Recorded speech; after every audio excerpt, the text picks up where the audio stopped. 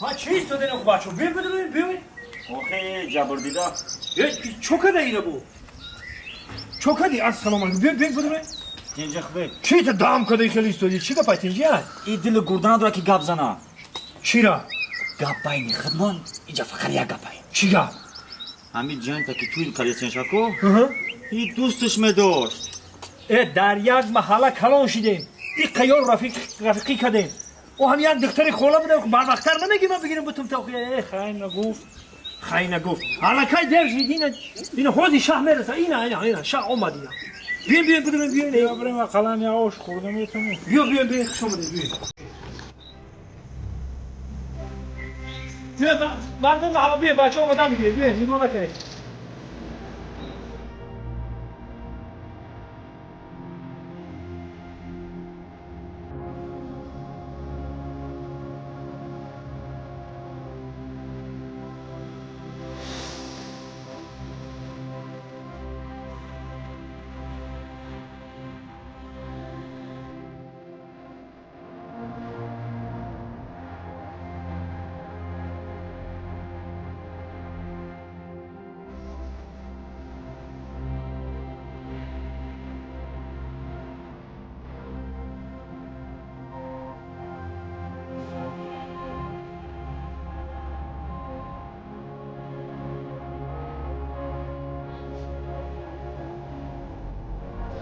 بسیار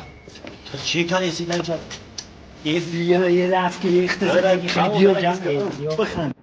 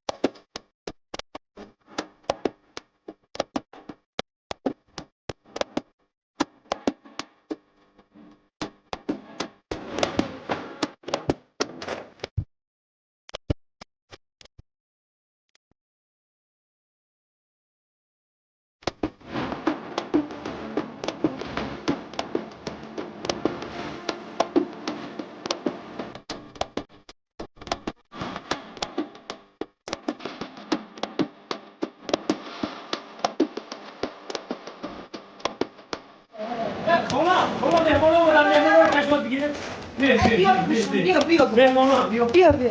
سلام علیکم بیا بچه ها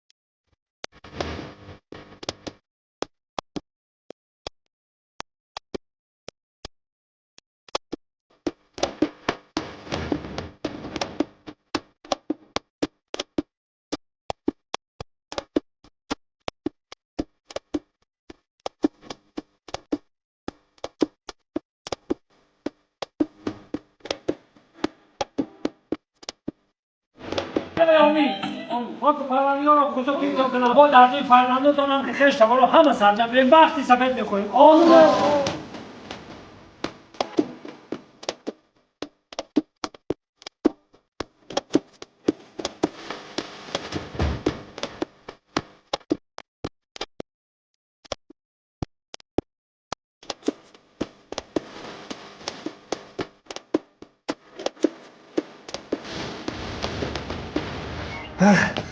سمر جان زیخی بد نشه